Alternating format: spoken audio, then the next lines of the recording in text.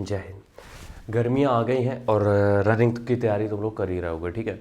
देखो, हर एक मौसम में रनिंग का प्लान जो होता है वो अलग अलग होता है, तुम सबको पता है। तो आज हम बात करेंगे कि गर्मियों में जो हमें रनिंग करनी है उसमें हमें किन किन बातों का ध्यान रखना है। क्योंकि देखो, जब हम गर्मियों में रनिंग करने जाते हैं तो सर्दियों की अपेक्षा बहुत ज़्यादा स्ट्रगल करना पड़ता है। क्योंकि देखो, सर्दियों में क्या होता है, ना तो पसीना बह रहा है तुमसे, ना ही तुम्हें इतनी थकान हो रही है, क्योंकि पसीना के साथ जो इलेक्ट्रोलाइट जा रहे हैं वो भी नहीं हो रहा है। तो सर्दियों में आसान रहता है, लेकिन गर्मियों में ये और ख़तरनाक हो जाता है। अब उसके पीछे रीज़न क्या है और कैसे ठीक करेंगे। सबसे पहली बात ये समझो कि इस बार जो तापमान है, टेम्परेचर है, ये जितने भी तुम देखोगे एजेंसीज हैं या फिर जितने भी ये तापमान आपमान वाला सब बताते हैं, क्लाइमेट वाला सिचुएशन जो बताते हैं, उनका ये मानना है कि तापमान इस बार बढ़ेगा। इस बार का टेम्परेचर इंक्रीज़ होगा ही होगा, ये कंफर्म है। और ये कंफर्म हो, अगर टेम्परेचर बढ़ा तो इसका मतलब जो लोग दौड़ की तैयारी कर रहे हैं उनकी बैंड बजने वाली है। क्यों? क्योंकि टेम्परेचर का सबसे ज़्यादा असर पड़ेगा जो फिजिकल एक्टिविटी कर रहा है कुछ, ठीक है। तो और मेन प्रॉब्लम क्या है कि रनिंग जो इस समय हो रही है, बाकी जो एग्ज़ाम भी हैं, सारी चीज़ें हैं, उनमें जो रनिंग की टाइमिंग है वो है अप्रैल से अगस्त के बीच में। और ये पीक टाइम होता है गर्मी का। अप्रैल से अगस्त जो है गर्मी का पीक टाइम होता है। तो पीक टाइम में ही अपनी बैंड बजा रहे हैं लोग, ठीक है। क्या ध्यान रखेंगे जिससे कि हम थोड़ा सा गर्मी से बच सकें? सबसे पहला, रोज़ दौड़ने मत जाओ। डेली दौड़ने की कोई ज़रूरत नहीं है, किसी भी कीमत पे रोज़ मत दौड़ो। हफ्ते में अगर तुम 4 दिन भी दौड़ते हो, रेस आराम से निकाल सकते हो। अब रोज़ ना दौड़ने के पीछे लॉजिक क्या है? रोज़ दौड़ोगे, बहुत ज़्यादा स्वेटिंग होगी, डिहाइड्रेशन होगा, बहुत प्रॉब्लम होगी। इसलिए अगर तुम हफ्ते में 4 दिन भी बढ़िया से दौड़ लेते हो, मतलब कि फुल इंटेंसिटी के साथ, पूरी मेहनत के साथ, शिद्दत के साथ, अगर हफ्ते में 4 दिन भी दौड़ लेते हो, रेस क्लियर कर सकते हो, ठीक है। दूसरी जो चीज़ यहाँ पे लिखी है, इसको तुम लोग मतलब गांठ बांध लो, इसको तो बिल्कुल छोड़ना नहीं है। क्या?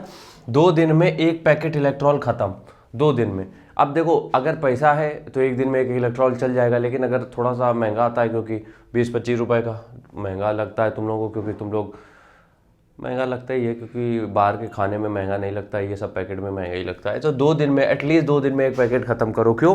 क्योंकि इसमें जो इलेक्ट्रोलाइट्स हैं, जो पसीने से के तौर पे हमारे शरीर से बाहर जा रहा है, उसको वापस से प्रिजर्व करेगा हमारी बॉडी में।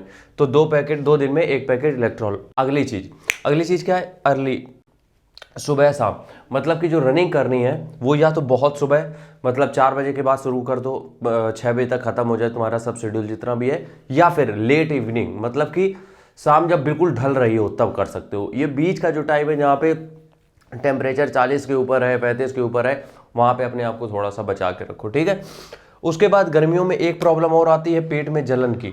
वो इस वजह से आती है कि जो डीप फ्राइड खाते हो तुम और बहुत ज़्यादा तेल मसाला खाते हो, इससे भी इफेक्ट पड़ता है। तो गर्मियों में ट्राई करो कि बहुत ज़्यादा एक्सट्रीम तेल मसाला, बहुत ज़्यादा फ्राइड, ये सब चीज़ें मत कंज्यूम करो। उसके बाद है ड्राई फ्रूट्स हमेशा भिगो के खाओ।